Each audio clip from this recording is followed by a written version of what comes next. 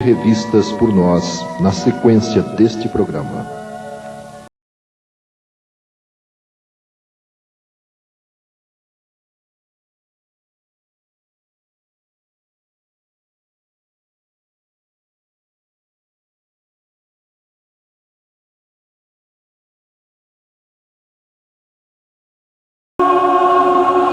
Na Índia, sua religião primitiva teve como base os livros dos Vedas, os quais, por sua vez, têm suas origens para além de 58 mil anos de nossos dias. Monoteístas, tendo em Krishna o principal divulgador de seus ensinos, apregoavam que o corpo, envoltório da alma que aqui faz sua morada, é uma coisa finita, porém, a alma que o habita é invisível, imponderável e eterna.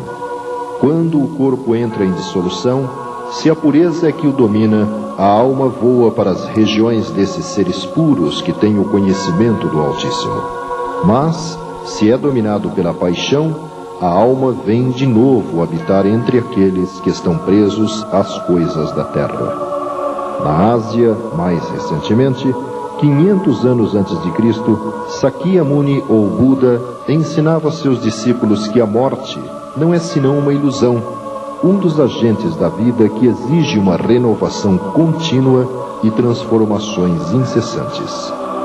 No Egito, Hermes Trismegisto, 20 séculos antes de Cristo, explicava que o destino do espírito humano tem duas fases: cativeiro na matéria e ascensão na luz. As almas inferiores e más ficam presas à terra por múltiplos renascimentos, porém, as almas virtuosas sobem voando para as esferas superiores, onde recobram a vista das coisas divinas.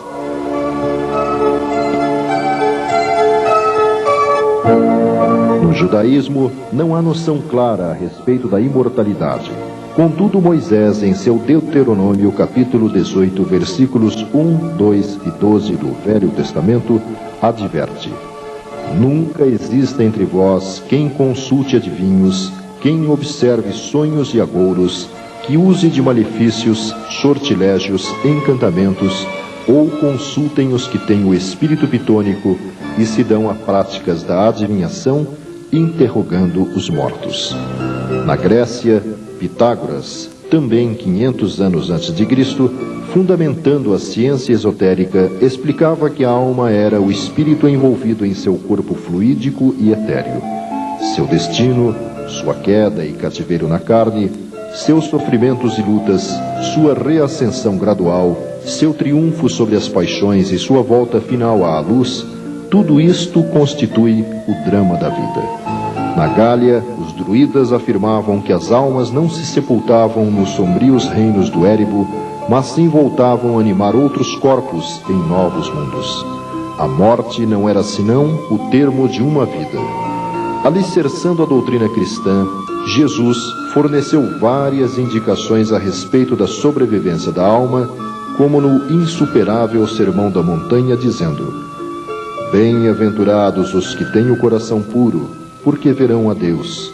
Ou, como registrado no capítulo 14, versículo 2 do Evangelho de São João: Há diversas moradas na casa de meu Pai. Ou no capítulo 3, versículos 6 a 8: Em verdade, se o homem não renascer de novo, não poderá entrar no reino de Deus. Ele mesmo demonstrou a sobrevivência após a morte, aparecendo a seus discípulos dias após a crucificação.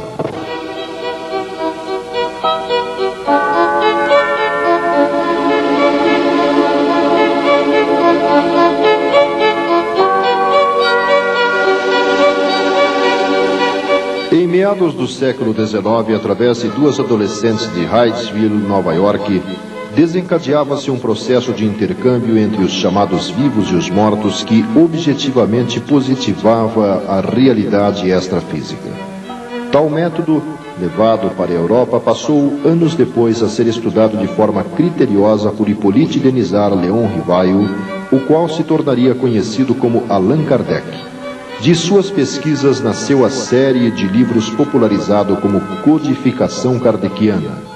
O mundo dos espíritos desencarnados começava a ser descoberto através do processo de comunicação denominado por Kardec como mediunidade e analisado detalhadamente em O Livro dos Médiuns.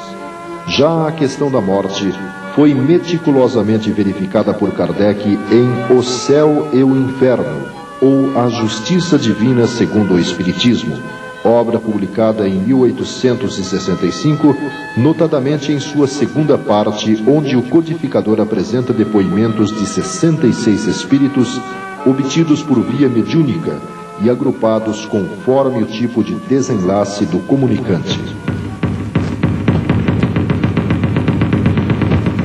Vários intelectuais se engajaram na pesquisa e reflexão a respeito da sobrevivência, como o filósofo Leon Denis, autor, entre outros, de Depois da Morte, o astrônomo Camille Flammarion, que escreveu A Morte e o Seu Mistério, ou Gabriel Delan, que publicou A Alma é Imortal.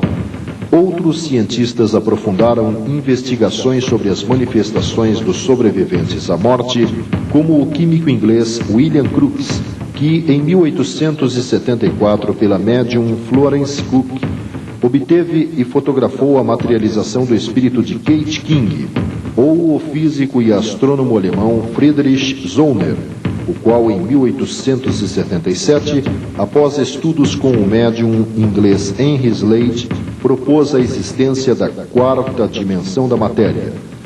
Os mortos passaram a utilizar inúmeros médiums para intercâmbio entre os dois mundos, tais como Eleanor Piper, Elizabeth Desperance, Eusápia Paladino, entre outros, que na Europa e nas Américas permitiam aos espíritos se manifestar de forma ostensiva aos chamados vivos, através de fenômenos de materialização, escrita direta, cura ou, em outras palavras, por meio de variados efeitos intelectuais e efeitos físicos.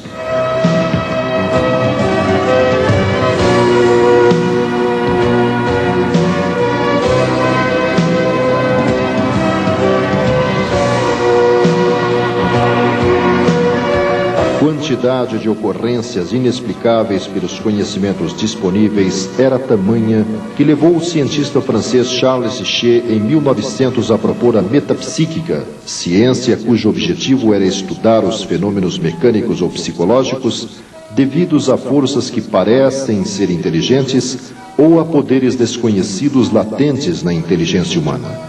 Em parte, seguindo a mesma linha de Kardec, o criminalista italiano Ernesto Bosano organizou na década de 20, com a colaboração de diferentes médiums, livros como A Morte e Seus Mistérios, A Crise da Morte, entre outros, reunindo e analisando depoimentos de espíritos comunicantes. Em 1932, no Brasil, é lançado O Parnaso de Além Túmulo, obra reunindo poemas de 56 autores, cujo estilo e forma foram reconhecidas por respeitados críticos literários. O médium, um humilde mineiro, então com 21 anos de idade, de instrução primária, chamado Francisco Cândido Xavier, iniciava uma jornada que ultrapassou 60 anos, recebendo mensagens assinadas por mais de 1000 espíritos, enfeixados em mais de 300 livros. Em 1934, nos Estados Unidos, na Universidade de Duke, o professor Joseph Banks Heine propõe a parapsicologia, disciplina científica que investiga os fenômenos que, existindo na natureza, são inabituais na contingência humana, quer sob o ponto de vista qualitativo, quer sob o ponto de vista quantitativo, a qual, por pontos de vista radicais, deu origem a outras escolas como a psicotrônica ou a psicobiofísica. Estas, apesar dos avanços alcançados através dos anos, segregaram constatações e comprovações a respeito da sobrevivência a laboratórios, teses, monografias, livros e congressos, sem que a sociedade em geral tivesse acesso em larga escala às informações disponíveis. Na década de 50, começam a surgir outros caminhos para a comprovação da continuidade da vida. No Brasil, em Congonhas do Campo, Minas Gerais, o espírito de um médico alemão de nome Adolf Fritz tendo como médium um servidor público modesto chamado José Pedro de Freitas ou José Arigó, realiza extraordinárias cirurgias e curas, tendo como instrumento apenas uma faca ou canivete. Essa atividade atraiu para a pequena localidade mineira cientistas, políticos e milhares de necessitados de várias partes do mundo. Na Suécia, em 1959, o artista Fredrik Jürgenson, ao ouvir uma gravação com que tentava registrar o canto de alguns pássaros, percebe na fita estranhas e inexplicáveis vozes que pareciam dirigir-lhe uma mensagem. Estava nascendo o processo de captação de vozes de espíritos por meios eletrônicos, movimento que multiplicou adeptos rapidamente como o Dr. Konstantin Haudiv e Hans Bender. Na década de 70, Raymond Moody Jr., psiquiatra americano, revela suas pesquisas através de um livro que se tornou best-seller, Vida Depois da Vida, reunindo depoimentos de pessoas consideradas mortas clinicamente e que por processos mecânicos, químicos ou espontaneamente retornaram à vida, revelando suas impressões, sensações e prováveis experiências astrais. O surgimento da obra demonstrou que outros estudiosos americanos desenvolviam trabalhos semelhantes, como a doutora Elizabeth Kluber-Ross. Na Inglaterra, aparece o livro Sinfonias Inacabadas, revelando a experiência da médium Rosemary Brown, que, embora não conhecendo nada sobre música, sob a orientação do espírito do compositor Franz Liszt, recebe páginas musicais de Beethoven, Mozart, Chopin, cujos estilos são reconhecidos por vários críticos musicais.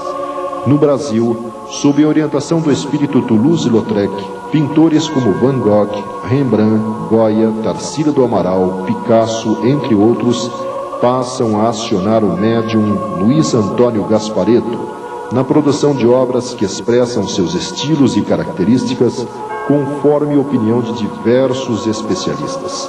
Tais pinturas, executadas com rapidez impressionante perante plateias numerosas em vários países, às vezes eram feitas usando simultaneamente cada uma das mãos e pés do médium, através dos quais surgiam trabalhos totalmente diferentes. Em 1977, na Carolina do Norte, Estados Unidos, George Mick, após 6 anos aprofundando estudos quanto à utilização do cinescópio de TV para comunicação com os mortos, obtém resultados objetivos, forma inicialmente denominada Spiricom, e a partir de 1987 de Videocom. Essa operação, chamada de transcomunicação, ganha número crescente de adeptos, abrindo perspectivas otimistas para o futuro das relações físicas e extrafísicas.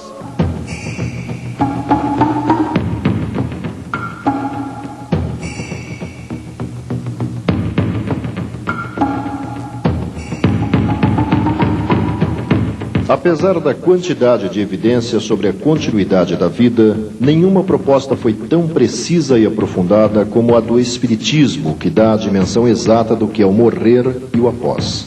Além da citada coletânea da obra O Céu e o Inferno, de Allan Kardec, nosso século, através de inúmeros médiuns e principalmente de Francisco Cândido Xavier, viu descortinar-se a realidade pós-morte com muita objetividade. Especificamente, temos a obra Voltei, assinada pelo espírito irmão Jacó, pseudônimo do empresário Frederico Figner, e Nosso Lar, de André Luiz, que transmitiu uma série de livros colocando-se como repórter das experiências envolvendo as duas dimensões da vida. Dentre eles, Obreiros da Vida Eterna descreve as repercussões físicas e espirituais durante o processo de desencarne de um ateu, um protestante, um espírita e um católico. Naquela que é uma das mais recentes fases do trabalho mediúnico de Francisco Cândido Xavier, foram recebidas milhares de mensagens compiladas em dezenas de livros, contendo datas, nomes, fatos, descrições de situações vividas pelos remetentes e destinatários das páginas, tão ricas e variadas que absolutamente não poderiam ser do conhecimento do médium, a menos que dispusesse de sofisticado sistema de informática. Pela repetibilidade de alguns elementos, segundo minuciosa pesquisa apresentada no livro Espiritismo e Vida Eterna, pode-se concluir serem relativamente comuns na fase do desencarne as seguintes ocorrências. Primeira, manutenção por parte do desencarnante durante algum tempo da lucidez e percepção quanto às atitudes, reações e comportamento das pessoas à sua volta, tentando reagir momentaneamente a esses acontecimentos. Segunda, ser acometido de um sono profundo, desmaio, torpor ou estado de inconsciência irresistível. Terceira, ocorrência de sonhos. Quarta, sensação de deslocamento do espírito para fora do corpo carnal. Quinta, visão de entidades espirituais que auxiliam no processo de desencarne. Sexta, a visão de uma névoa ou neblina branca e suave a envolver o recém-chegado à dimensão espiritual. Sétima, observação do antigo corpo carnal. Oitava, percepção das manifestações de inconformidade como choro, aflição, etc., dos que permanecem no plano físico. Nona, despertamento num leito de hospital no plano espiritual. Décima, perplexidade ante a consciência de se sentir vivos. 11ª, o reencontro com familiares e amigos que já haviam morrido. E, finalmente, 12ª, a recapitulação dos fatos da própria vida. O Livro dos Espíritos afirma categoricamente que a única fatalidade que existe na vida é o instante da morte, que é previsto no roteiro que o ser segue em sua passagem pelo plano material denso. Em vista disso, a questão da eutanásia deve ser descartada em razão do sofrimento desnecessário a que se pode expor a criatura, que afinal prosseguirá vivendo, bem como no caso do suicídio, como se pode avaliar estudando o livro Memórias de um Suicida, recebido pela médium Ivone Pereira.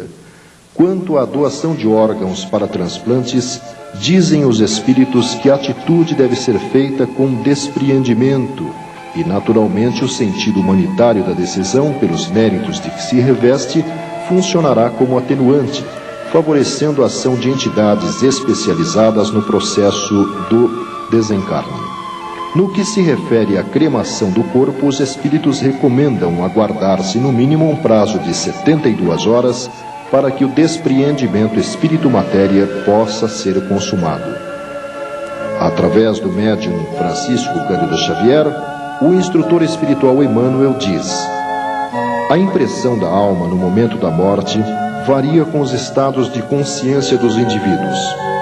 Para todas as criaturas, porém, manifesta-se nesses instantes a bondade divina, através da assistência de seus protetores e amigos invisíveis, que os auxiliam a se libertar das cadeias que os prendem à vida material. As sensações são mais ou menos de acordo com o tipo de morte. Elas, porém, passam, e nos primeiros tempos no plano espiritual, vai a alma colher os frutos de suas ações no plano físico. O adágio tal vida, tal morte recebe então sua sanção plena. E conclui: o Espiritismo começou o inapreciável trabalho de positivar a continuação da vida além da morte, fenômeno natural do caminho de ascensão. Esferas múltiplas de atividade espiritual interpenetram-se nos diversos setores da existência. A morte não extingue a colaboração amiga, o amparo mútuo, a intercessão confortadora, o serviço evolutivo. As dimensões vibratórias do universo são infinitas, como infinitos são os mundos que povoam a imensidade. Ninguém morre. O aperfeiçoamento prossegue em toda parte. A vida renova, purifica e eleva os quadros múltiplos de seus servidores, conduzindo-os, vitoriosa e bela, à união suprema com Deus.